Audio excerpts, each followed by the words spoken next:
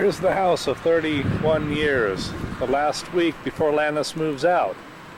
This is the house I remember growing up. Here are the great big rhododendron and azaleas. This is one of the most beautiful things in Maryland. And here's the tree that I never cut down. I used to swing up there and climb all the way up to this point and look out at the traffic or at kids I knew walking to school.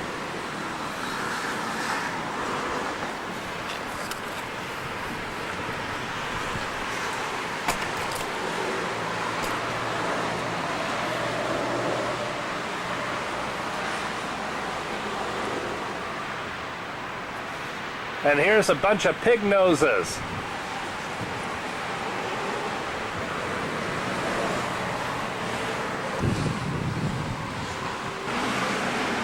When we lived in Massachusetts and I found out I was moving to Maryland, I thought, Maryland? I didn't know it was a state. All I knew was there was a girl named Maryland in my class.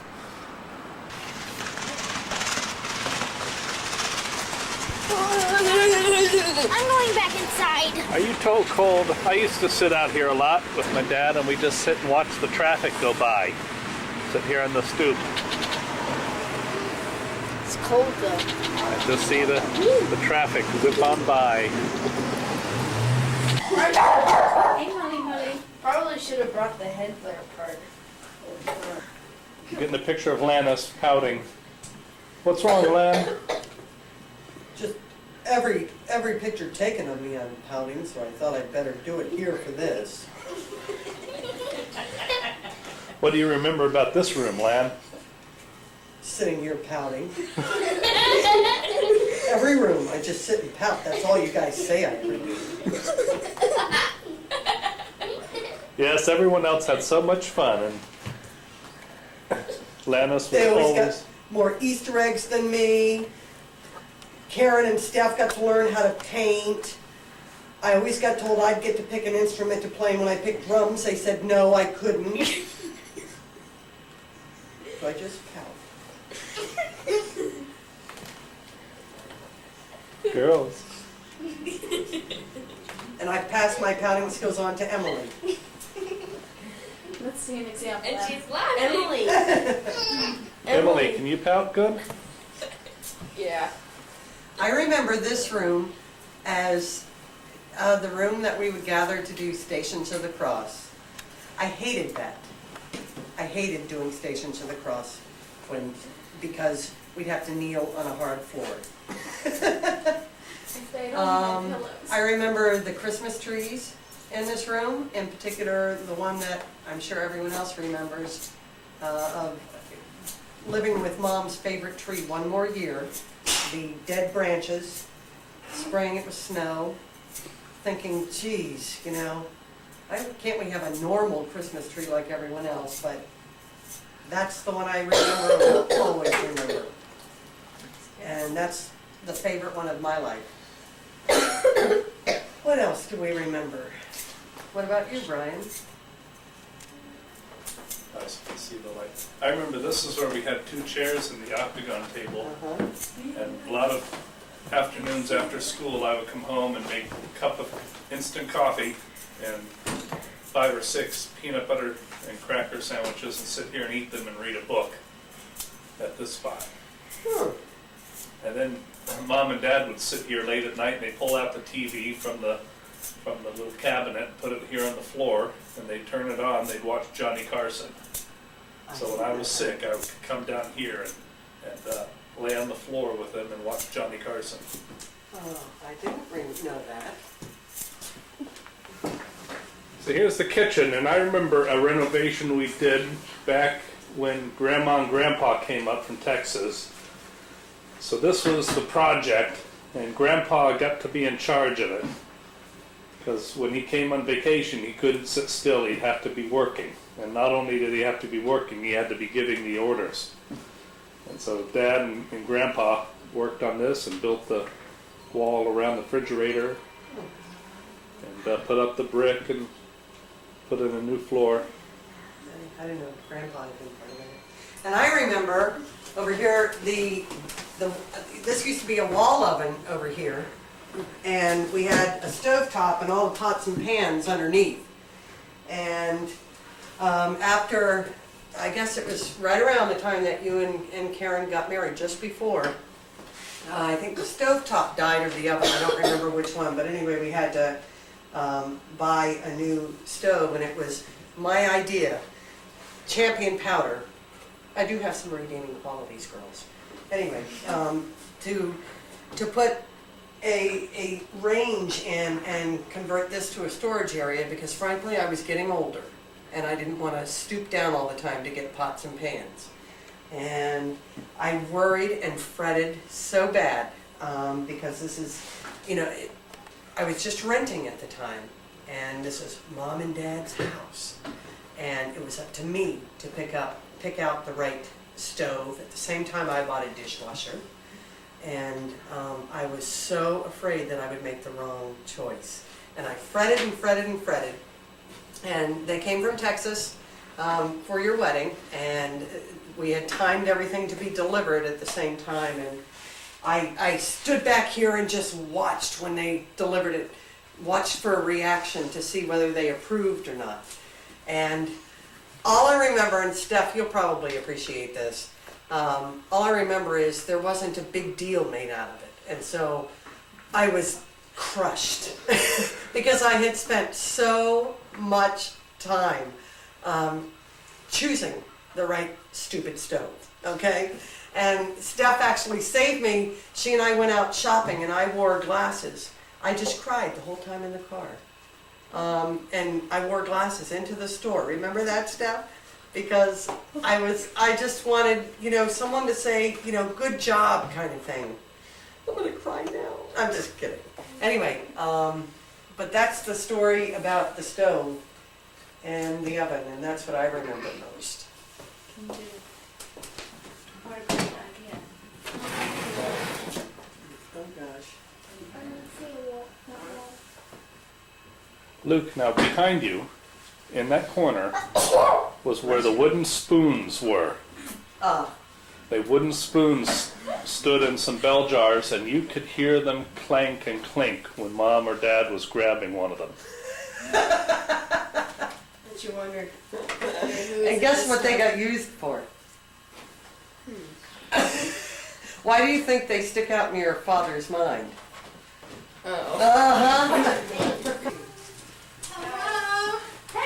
Here's Lynn bringing some of her essentials. Oh, And our hi. How's it going? Salsa. There's the famous bottle collection. You didn't tell me that. Sorry. Tell us. You're on. You're on. You're on. No, I don't want to say. Wow, this is great snow. Here we go.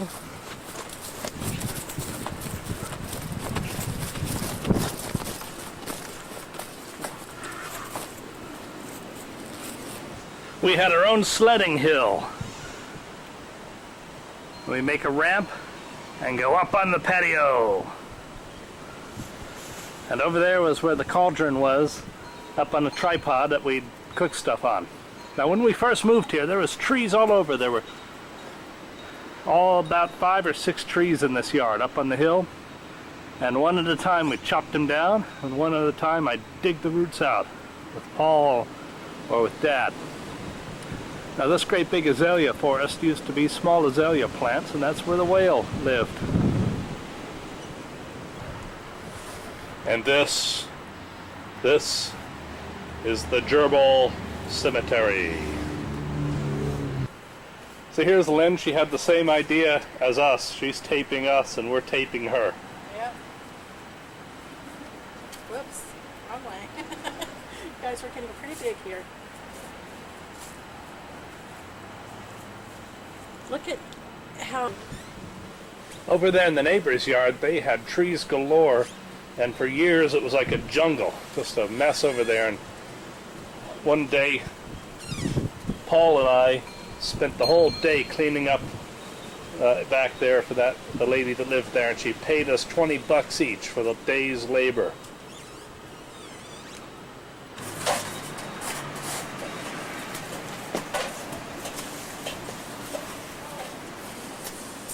This is the route I would take to hop up onto the roof, then climb up onto the house. And I do that because I had antennas up there on the roof of the house and a cable going into my room. So I'd hop up onto the roof and go over here, and at that point I had my antenna mast going up. Big old copper half-wave antenna. Then right where Luke's looking is where my room was. When I'd lock myself out of the house, I'd have to crawl in the window from that point.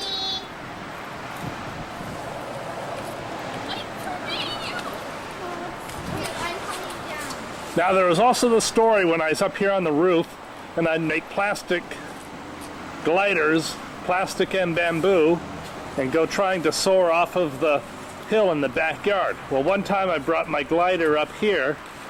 I was going to toss it off and see how it glided on its own. But Mom and Dad heard the footsteps, so they came running out and they said, "Stop, Brian, don't do it, don't jump with that glider, you'll hurt yourself." And I said, would I do that? If I really wanted to test human flight, I'd have my brother try. Daddy, this is fun. Careful.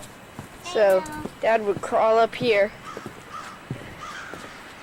and he would go down here, squeeze across into his room. It's a long way down. Well, I guess since he's still here, he probably made it the whole way.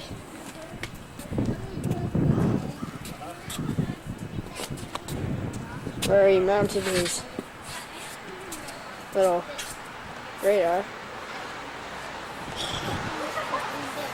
Hey, look, this would be so cool if we rollerbladed up here. What's this from?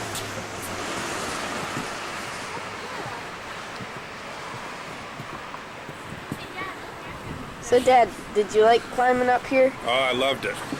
I'd hop onto the heat pump, jump up here on the shed, and then jump up onto the roof and run over there, get in in just a minute or two. Wow. I bet you wish you could do that now. Sure I could do that now. On this hill with the steps going up was always such a beautiful place, and I would go and play up there. It used to be grown up some more so that we could go back there and it was like a little cave or a little hideout. Over in this spot on the hill there used to be a pine tree and a maple tree, and Paul and Matthew and I, one time we built a tent there and we went camping. I made a fire and I made a stew of boiling water over a tripod, and I mixed into the boiling water some saltines. I figured that'd taste so hearty there out in the smoky campfire. Yum, yum. Now here's the beautiful wood-burning stove that Mom had put in, and what I remember most about this was we hired this man. He came out and worked all day doing the brickwork, and I don't know about brickwork, but it seemed like every half hour or so he'd go out to his van outside and go check something that was in a little paper bag in the front seat, and then he'd come back in and do some more brickwork. Lynn, have you any remembrances about this room? Yes, I do. I remember, and while going through Grandma's pictures, found a picture of the fold-out couches that we had down here that we slept on when we first moved in here. There was one up against this wall, and two of us. I don't remember who slept with who. Paul and me. There. That's what I thought, and then Matt and I in one. But in this picture, I think Matt is sleeping with either you or Paul in one bed. We had one bed against this wall, and then one over here, and fold it out, we'd sleep. And I remember Dad sitting in the middle of the bed, reading, telling us, not reading, but telling us stories. I remember Rumpelstiltskin. That's the one that really comes to mind. And then I also remember, I think it was my 7th birthday, getting a bicycle. And this is before we had carpet down here, and even before we had the fireplace. Just riding my bike in here, or roller skating. We always used to roller skate in here. We once had a picnic table in here, and we would roller skate in circles around it. And we had bunk beds down here at one point. Really? Yep, and when we first moved. And every night we'd have a routine where we'd take these wooden boards and cover up the opening. Yep. And then over here we had a folding door that would close to seal this off. That way Mom and Dad could be upstairs and they could call down here periodically to tell us to go to sleep. Now, many, many hours were spent here in this area. And over at the table, my workbench, is the electronic university of the basement, where I did hundreds and hundreds of projects, and most of them never even worked. And under there I had boxes full of my stuff, my torn apart pieces from the televisions and radios. And hanging up in the ceiling I had speakers all hung up there. And throughout here I just had a whole maze full of stuff and equipment I built for measuring. And so here's where I built so many things down in the basement. Mostly the things that worked made noise or they flash lights. So I didn't have a scope, so I had to do only those things that I could really tell were operating. And one of my favorite projects was to build robot costumes for Halloween. On this side of the room was a great big old desk where Mom's sewing was, and she would spend hours down here sewing.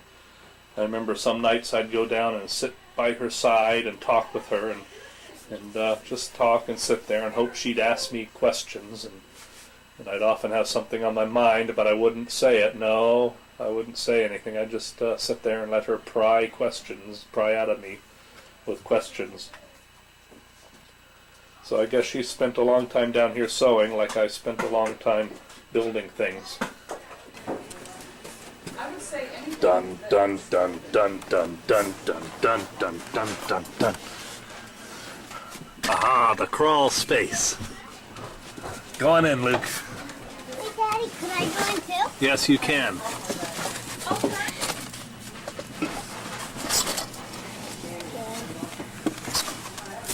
Oh my goodness.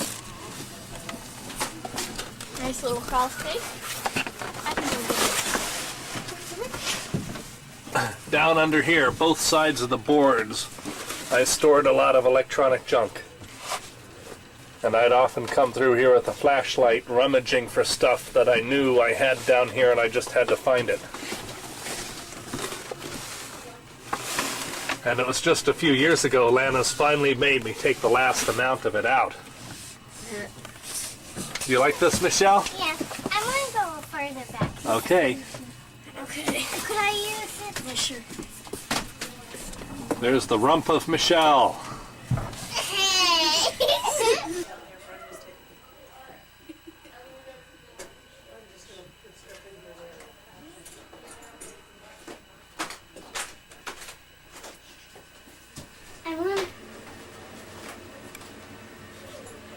Is he coming in? Luke is gonna come down that laundry chute. Up there.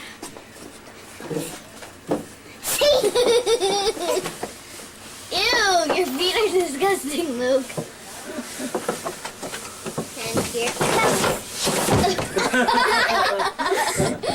Sorry. That's pretty cool. How was it? Pretty good, bit bumpy. Okay, you gotta do it one more time. One more time. You got to. Okay. And head first this time. Give it to you. That was tough. I'm making her follow it.